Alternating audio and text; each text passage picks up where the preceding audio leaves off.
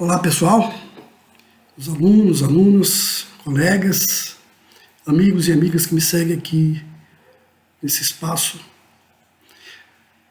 no canal do YouTube. Eu, desta feita, quero trazer uma discussão que ali o problema de saúde que nos atinge, que nos afeta enquanto seres humanos, e a maneira como nós estamos lidando com a natureza e a deixamos também em situação de dificuldade. Essa chamada ação antrópica, a forma como nós, seres humanos, lidamos com a natureza. Então essa é a discussão que eu quero fazer aqui rapidamente. Não quero desta vez me estender muito.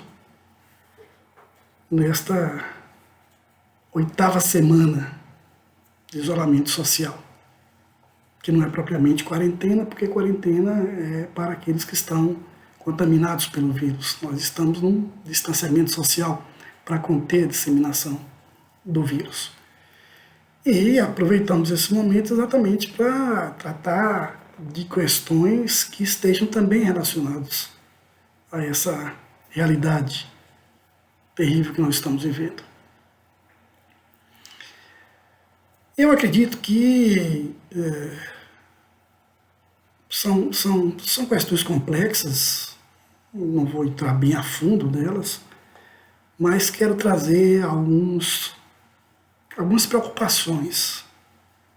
Eu tenho lidado muito com essa discussão em torno da biodiversidade, e o foco que eu dou a essa questão é do olhar estratégico pela geopolítica, onde é possível identificar a maneira como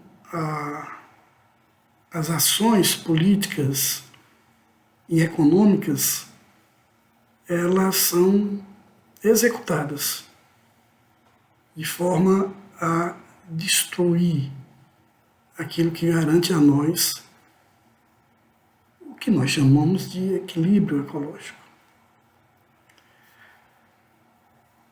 As políticas que são desenvolvidas, elas destroem o meio ambiente.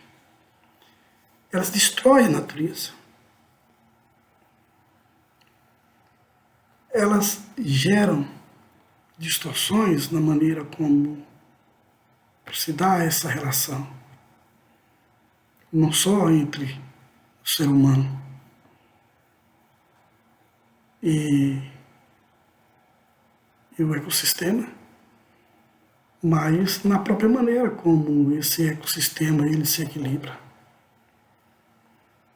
O desmatamento, a destruição de floresta, isso leva à dizimação de uma quantidade enorme de animais, de plantas, de micro-organismos, de todas as espécies. Isso tem também um impacto muito forte na maneira como se dão as transformações climáticas. Afeta sobremaneira também todo o equilíbrio sistêmico do planeta Terra.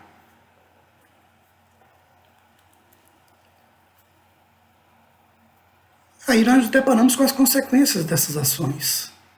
Objetivamente, passamos a conviver com micro-organismos que entram nas cidades trazidos por seus vetores, animais silvestres,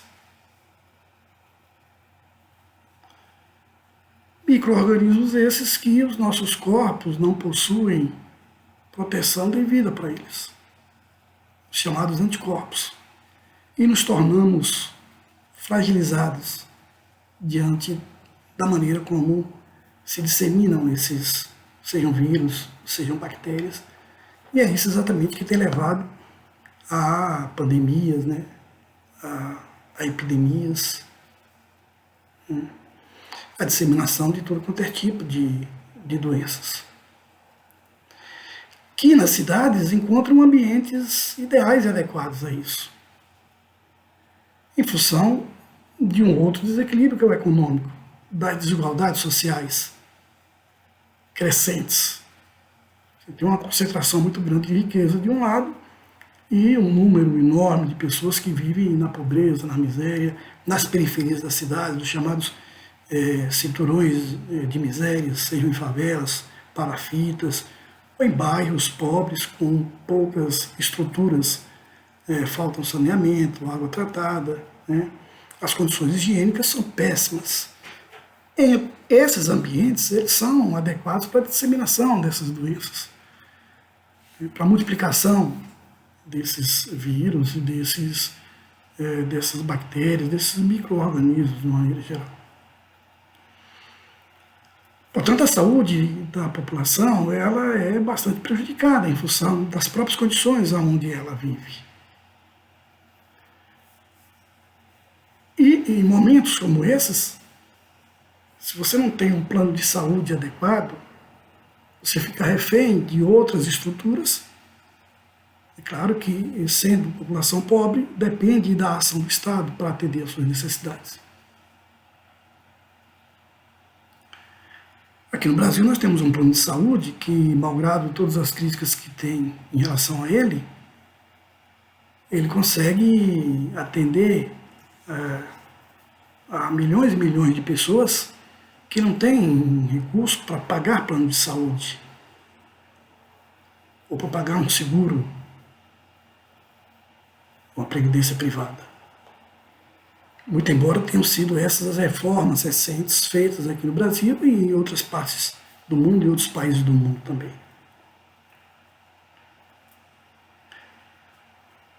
Mas nos últimos anos, em função não só dessas reformas, mas da própria concepção que tem norteado as ações políticas do Estado, os investimentos na área de saúde, eles foram reduzidos drasticamente. Recentemente, no governo passado de Michel Temer, se estabeleceu, por meio de aprovação em Congresso, inclusive no Congresso Nacional, uma lei que estabelece teto nos gastos públicos, incluindo aí educação, ciência, desenvolvimento da ciência, tecnologia, da saúde e segurança.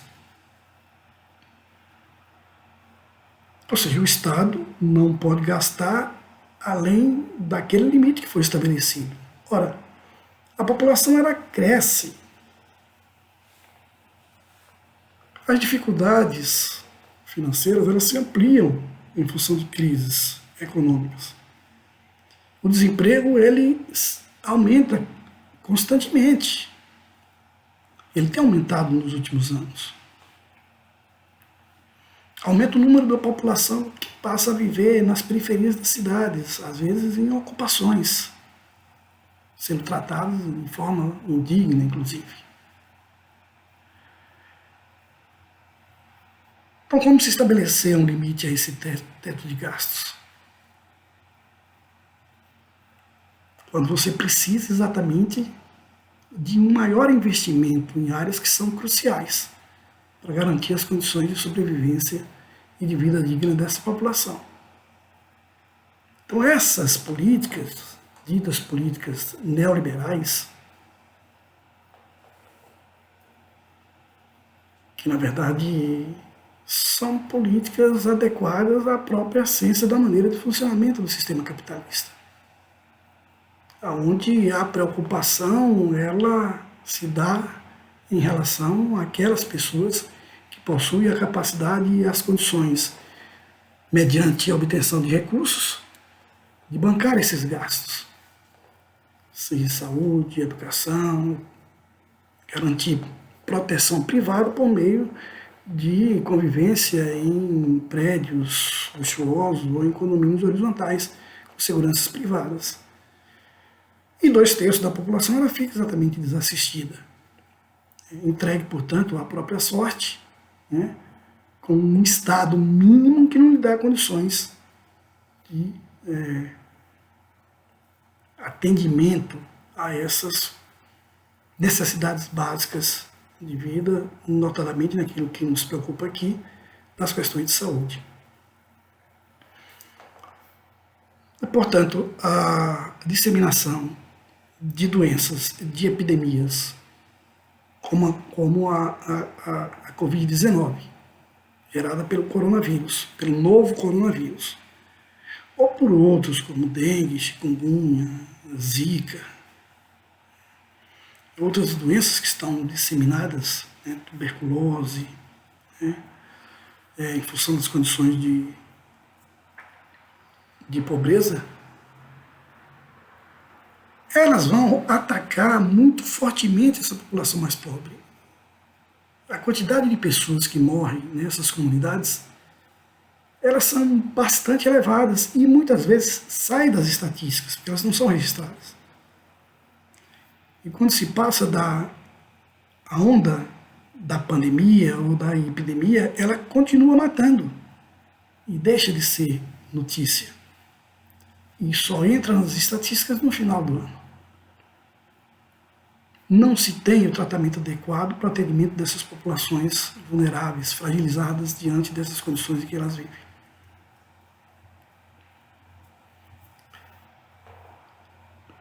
Nós não podemos ficar repetindo sofismas de que o Covid-19 vai fazer alterações na maneira de nós nos comportarmos. O que advirá depois disso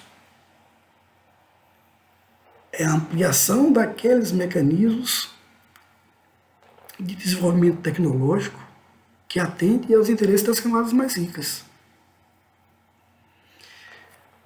São ações sofisticadas para manter essa população no distanciamento das camadas mais pobres. Algo parecido com o que nós já assistimos em filmes de ficção científica, tipo Blade Runner, para não citar tantos outros filmes. Essa é uma realidade que ela está posta. Inteligência artificial, robotização e redução da quantidade de empregos. Então esse é um cenário possível e provável de acontecer. Mas do ponto de vista das relações sociais e das relações humanas, as transformações só acontecerão mediante a elevação de um grau de conscientização e de necessidade de lutar por garantias que tragam a essas populações o mínimo de dignidade para viver. Se não houver essas ações, essas mobilizações e essa consciência de que é preciso lutar para garantir com que essa dignidade que cada indivíduo deve ter, garantida pelo Estado, que isso possa acontecer. Então nós temos que estar cientes exatamente disso e entrar nessa luta. Acho que esse é o caminho. Não de sofismas, não de mantras, é na luta que nós precisamos resolver essa situação, nesse ambiente que nós vivemos de luta de classes. É isso, acho que por hoje nós ficamos por aqui. Um forte abraço para vocês e vamos tocando nesses assuntos aí que diz respeito a essa realidade que nós estamos vivendo. Namastê, se cuide, saia de casa somente se for necessário. Um abraço.